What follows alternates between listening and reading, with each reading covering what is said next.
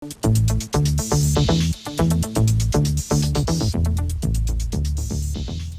Friends, welcome back.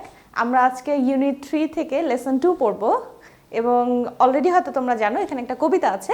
কবিতাটার নাম হচ্ছে ode on solitude এবং কবিতাটি লিখেছেন আলেকজান্ডার পোপ।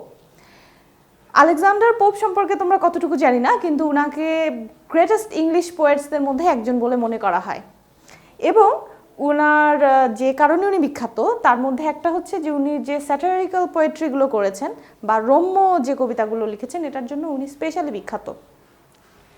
আমরা যে কবিতাটা পড়বো এটা প্রায় 300 বছর আগে লেখা একটা কবিতা, কিন্তু চিন্তা করো এখনও সেই কবিতাটা মানুষ পড়ে এবং পছন্দ করে। আলেকজান্ডার পোপের একটা কোটেশন আমি লিখেছি, এই কোটেশনটা হয়তো তোমরা অনেকে শুনেছ। To err is human, to forgive divine. অর্থাৎ টু আর বা ভুল করা এটাই হচ্ছে হিউম্যান, মানুষের জন্য স্বাভাবিক। টু ফরগিভ ডিভাইন, কিন্তু ক্ষমা করা এটা হলো স্বর্গীয় একটা ব্যাপার। তো যাই হোক, আমরা কবিতাটায় যাব, কিন্তু কবিতাতে যাওয়ার আগে তোমরা যাতে কবিতাটা ইজিলি বুঝতে পারো সেই জন্য আমি শব্দার্থগুলো একটু টাচ করব, জাস্ট বেসিক মিনিংটা বলার ট্রাই করব। কিন্তু আমার অ্যাডভাইস থাকবে যে তোমরা নিজেরা পোয়েট্রিতে ঢোকার আগে শব্দগুলোর মিনিং ভালো করে দেখে নেবে। তাহলে কি হবে, যেহেতু পোয়েট্রি নর্মাল প্যাসেজ থেকে কিন্তু বুঝতে একটু কষ্ট হয়, সো তুমি শব্দগুলো যত ভালো জানবে তুমি কবিতাটা বুঝবে তত ভালো, এনজয়ও করবে তত। ওকে, শুরু করা যাক। ওড হচ্ছে এক ধরনের কবিতা যেখানে তোমার কোনো ভারী কোনো কনসেপ্ট বা গ্রেট কোনো কনসেপ্ট থাকে, সেইটাকে বলা হয় ওড। তো সিম্পলি তুমি যদি ধরো ওড অন সলিটিউডকে তুমি অ্যাবাউট সলিটিউডও বলতে পারো, যদিও অ্যাবাউট বললে মিনিংটা একটু শ্যালো হয়ে আসে। সলিটিউড মানে কি? সলিটিউড মানে হচ্ছে মানে একা থাকা, নিঃসঙ্গতা, একাকিত্ব, এরকম একটা সেন্স দেয় সলিটিউড। প্যাটার্নাল হচ্ছে যেটা তোমার ফাদারের সাথে রিলেটেড, পৈতৃক, সেটাকে বলা হয় প্যাটার্নাল। এইকার্স, এইকার্স হচ্ছে বাংলায় আমরা একর বলি জমি মাপার জন্য হিসাব, সেইটা এইকার্স। কন্টেন্ট, কন্টেন্ট মানে তৃপ্ত, সন্তুষ্ট। ব্রিদ, ব্রিদ মানে নিঃশ্বাস নেওয়া। খেয়াল করবে আমি অবশ্য অন্য শব্দটা এখানে লিখেও দেইনি, এটা হচ্ছে ভার্ব, BREATHE, ব্রিদ। ব্রিদ মানে শ্বাস নেওয়া, এটা ভার্ব। আর যদি তোমার ইটা না থাকতো তখন উচ্চারণ চেঞ্জ হয়ে যেত ব্রেথ, আর ব্রেথ মানে হচ্ছে নিঃশ্বাস। দুটো কিন্তু ডিফারেন্ট, শুনতেও আলাদা, অর্থ আলাদা। ফ্লক্স, ফ্লক্স হচ্ছে তোমার গ্রুপ, হ্যাঁ, বা পাল এরকম। সাপ্লাই, সাপ্লাই মানে তোমরা তো জানো সাপ্লাই আমরা বাংলাতেও বলি সরবরাহ থাকা। অ্যাটায়ার মানে পোশাক পরিচ্ছদ। হুজ, এটা মনে হয় অনেকেই জানো, হুজ মানে জার। ইয়েল্ড, ইয়েল্ড, ইয়েল্ড করা মানে ফলাফল হওয়া বা একটা জিনিসের রেজাল্ট হওয়া, হ্যাঁ, to yield in something, to result in something. Shade মানে কি? শেড মানে হচ্ছে ছায়া দেওয়া, শেড মানে ছায়া বা ছায়া দেওয়া। এখানে যে মানে নাউন হোক বা ভার্ব হোক এটা আমরা পরেই দেখব। ব্লেসড, খেয়াল করো আর একটা শব্দ ব্লেসড। ব্লেসড হচ্ছে ভার্বের অতীতকাল, কিন্তু এটা কিন্তু ভার্ব না, এটা হচ্ছে অ্যাডজেক্টিভ, অর্থাৎ ওই ব্যক্তিটা ব্লেসড। তখন আমরা বলবো হি, মানে ব্লেসডটা হচ্ছে বিশেষণ আর এটা হচ্ছে ভার্বের অতীতকাল। দুটোকে আবার কনফিউজ করো না, তবে মিনিং ওই মূলত ব্লেসিং থেকে বা ব্লেস থেকে। যে ব্লেসিং পেয়েছে বা যার ব্লেসিং আছে সেই ব্যক্তিকে বলা হবে ব্লেসড। আনকনসার্নডলি, কনসার্ন মানে হচ্ছে কোনো কিছু নিয়ে চিন্তা করা বা ওটা নিয়ে কেয়ার করা, ওটা নিয়ে কিছুটা দুশ্চিন্তা করা, হ্যাঁ, টেনশন করা। তো আনকনসার্নডলি মানে যার কোনো টেনশন বা ওই বিষয় নিয়ে সে চিন্তিত না। কোয়েট মানে শান্ত, চুপচাপ। সাউন্ড, সাউন্ড মানে আসলে অনেক কিছু হয়, সুস্থ হয়, তবে আমরা এখানে কবিতাতে যেটা পাবো সাউন্ড স্লিপ এর কথা আছে, অর্থাৎ গভীর ঘুমের কথা আছে। রিক্রিয়েশন হচ্ছে বিনোদন। লেইমেন্ট, লেইমেন্ট মানে হচ্ছে গ্রিভ করা, উইপ করা, মানে ভালো মতো কান্না করা, নর্মাল অল্প স্বল্প কান্না না, অনেক দুঃখ শোক, সেটা হচ্ছে লেইমেন্ট, আক্ষেপ করা।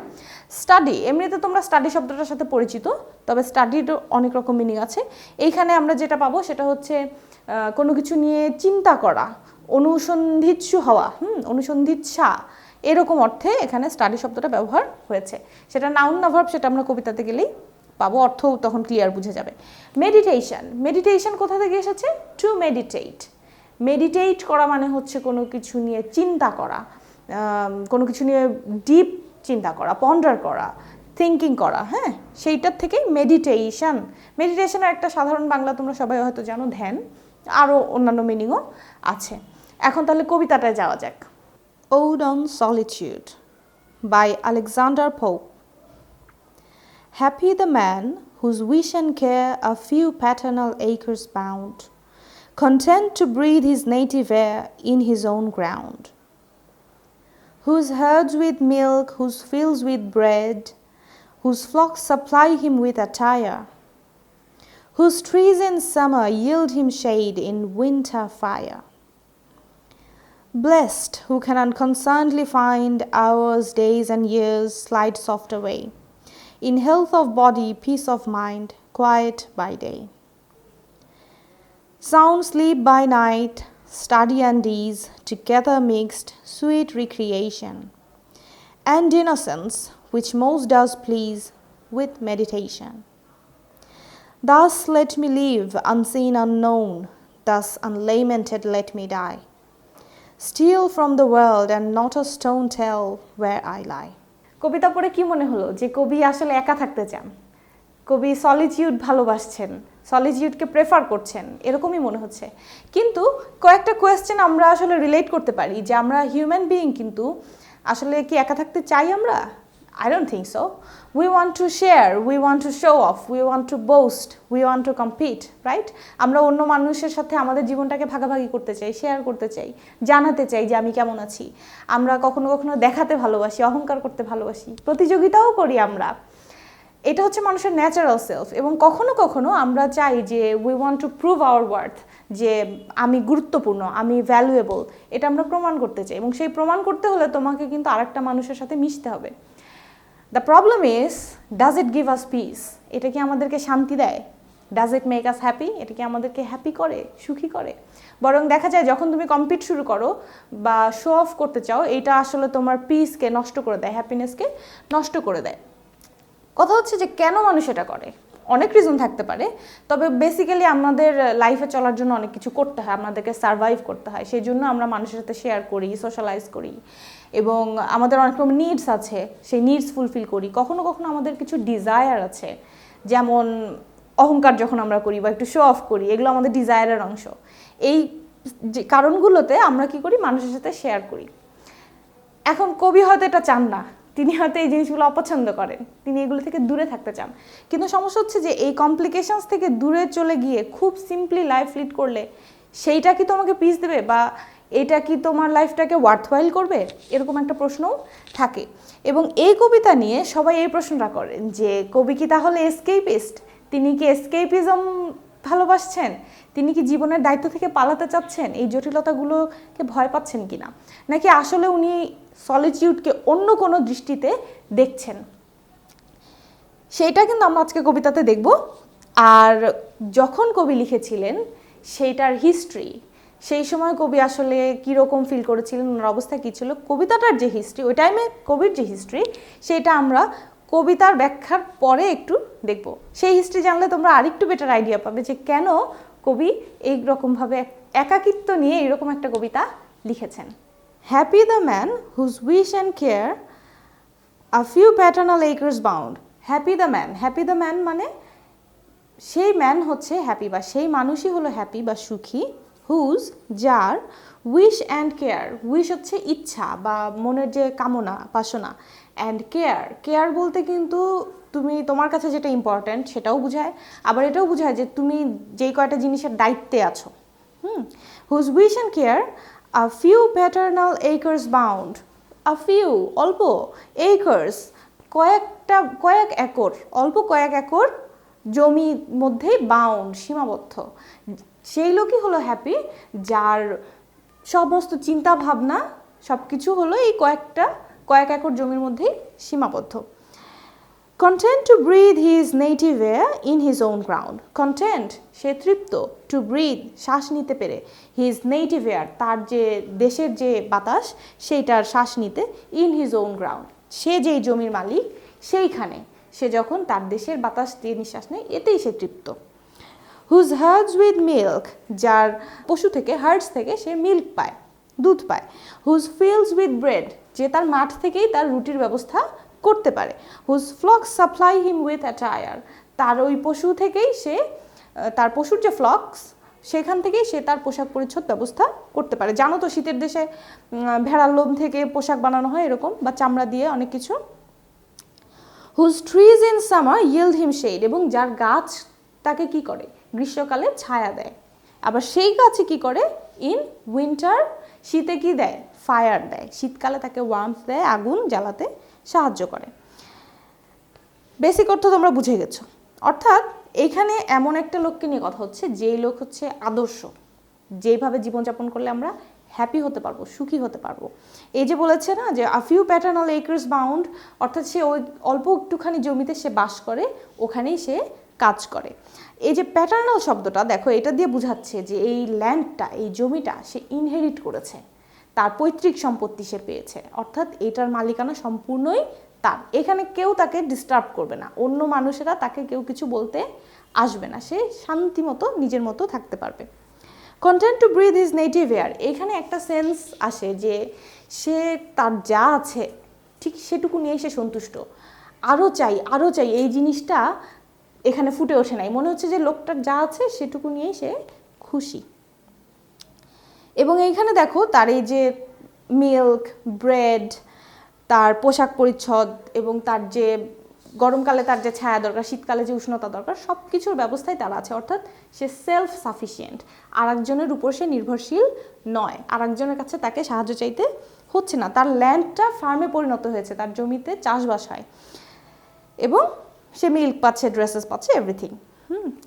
এবং এইরকম একটা মানুষকে কবি ব্লেসড মনে করছেন, ব্লেসড বলে কনসিডার করছেন। এই জন্য সেই মানুষটাকে সে ব্লেসড বলছে, যে এই তো ব্লেসড, যে তার যা দরকার তার সবই আছে। এবং আরও কী কারণে সে blessed, because who can unconcernedly find, যে আনকনসার্নলি নিশ্চিন্তে, hours, days and years slide soft away, যার ঘন্টা, দিন, বছর সফটলি, খুব স্মুথলি স্লাইড অ্যাওয়ে করে চলে যায়, পার হয়ে যায়। তার দিন, রাত, বছর কিভাবে পার হয় এটা নিয়ে তার দুশ্চিন্তা করতে হয় না, নির্বিঘ্নে নিশ্চিন্ত মনে তার দিন, সময় পার হয়, এবং সময়ের প্রভাব তার উপরে নাই, সময় নিয়ে তাকে দুশ্চিন্তা করতে হয় না। একই সাথে তার যে পিস অফ মাইন্ড আছে, যে পরের লাইনে আমরা পাচ্ছি, ইন হেলথ অফ বডি, সে সুস্থ, শারীরিকভাবে সে সুস্থ, পিস অফ মাইন্ড, মানসিকভাবেও সে প্রশান্ত। কারণ একটু আগেই আমরা পড়েছি তার কিন্তু দুশ্চিন্তা করার কোনো কারণ নাই, he has nothing to worry about. In health of body, peace of mind, quiet by day, এবং তার দিনগুলো এরকম নীরবে শান্তভাবে পার হয়ে যায়। এবং একটা জিনিস খেয়াল করবে, যে যার কোনো দুশ্চিন্তা নাই সে কিন্তু সুস্থ থাকে। তো এই ব্যক্তিটা এমন যে তার জীবনের শুরু থেকে শেষ পর্যন্ত সে সুস্থতার সাথে শান্তি নিয়ে তার দিনগুলো পার হয়ে যায়। তো এইটাকেই কবি বলছেন যে এটাই তো ব্লেসড। আরও বলেছেন সাউন্ড স্লিপ বাই নাইট, যে রাতে গভীর ঘুম দেয়, সাউন্ড স্লিপ হয়, তার সুন্দর ঘুম হয়। স্টাডি অ্যান্ড ইজ, দেখো স্টাডি শব্দটা নিয়ে প্রথমেই ভোকাবুলারিতে বলেছিলাম, স্টাডি করা বলতে অনেক কিছু বোঝায়। একটু আগে বলেছিলাম অনুসন্ধিৎসা, কোনো কিছু নিয়ে এনকোয়ারি করা, কোনো কিছু নিয়ে লার্নিং, এডুকেশান, সব কিছু, মানে সে স্টাডি করছে, ভাবছে, শিখছে। অ্যান্ড ইজ, ইজ হচ্ছে তার কোনো এত তাড়া নাই, সে ইজে আছে, হারি নাই তার ভিতরে কোনো। টুগেদার মিক্সড, এই যে সে স্টাডিও করছে কিন্তু সে রিল্যাক্সড, এই দুইটা একসাথে তার জন্য এটাই একটা সুইট রিক্রিয়েশন, এটাই তার জন্য একটা রিক্রিয়েশন, বিনোদনের মতো, এটাই সে এনজয় করছে। And innocence which most does please with meditation, এখানে একটা জিনিস খেয়াল করা দরকার, যে যেই ব্যক্তিকে নিয়ে কবি কথা বলছেন, যে সে তার অল্প কয়েকটা জমি আর তার যে সহায় সম্পত্তি, এটা নিয়ে সে নির্বিঘ্নে একা একা জীবনযাপন করছে।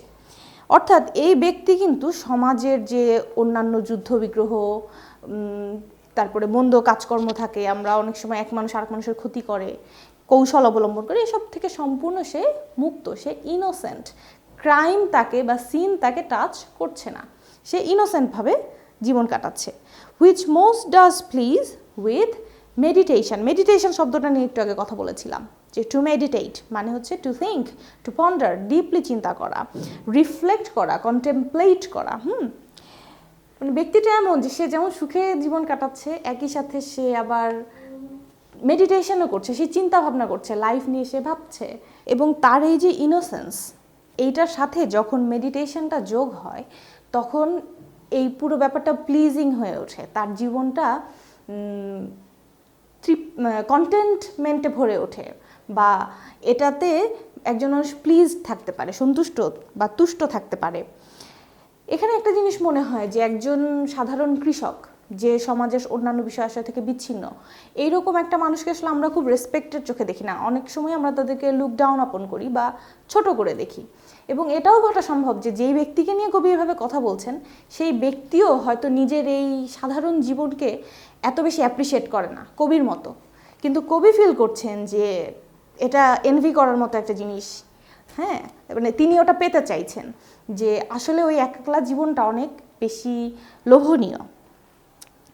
এবং এরপরে সেটাই কিন্তু প্রতিফলিত হয়েছে লাস্ট প্যারাতে, যে কবি ওই রকম একটা কিছুই অ্যাসপায়ার করছেন, ওরকম একটা কিছুই তিনি চাচ্ছেন। বলছেন দাস এইভাবে, লেট মি লিভ, এভাবেই আমাকে বাঁচতে দাও। আনসিন, সিন মানে দেখা গিয়েছে, আনসিন মানে দেখা যায়নি, আনসিন মানে আমাকে কেউ না দেখুক, আননোন অপরিচিত, মানুষ আমাকে চেনে না, আমি এভাবে বাঁচতে চাই, এভাবে আমাকে বাঁচতে দাও। দাস এইভাবে, আনলেইমেন্টেড লেট মি ডাই। ওই যে বললাম লেইমেন্ট মানে কি, গভীর শোকে যখন আমরা কাঁদি, লেইমেন্ট করি, আক্ষেপ করি। আনলেইমেন্টেড লেট মি ডাই অর্থাৎ আমি যখন মারা যাব কেউ লেইমেন্ট করবে না, কেউ শোক করবে না, আমি এভাবে মারা যেতে চাই, আমি বিখ্যাত হতে চাই না, আমি চুপিসারে একলা থাকতে চাই। স্টিল ফ্রম দ্য ওয়ার্ল্ড, পৃথিবী থেকে স্টিল করব, চুরি করব। And not a stone tell where I lie, অর্থাৎ এই আমি জীবনযাপন করব, আমি পৃথিবীর এই আলো বাতাস উপভোগ করব, আমি এই জীবনটা পৃথিবীর বুক থেকে নেব, গ্রহণ করব, স্টিল করব, চুরি করব, কেউ টের পাবে না যে আমিও জীবনটা উপভোগ করছি।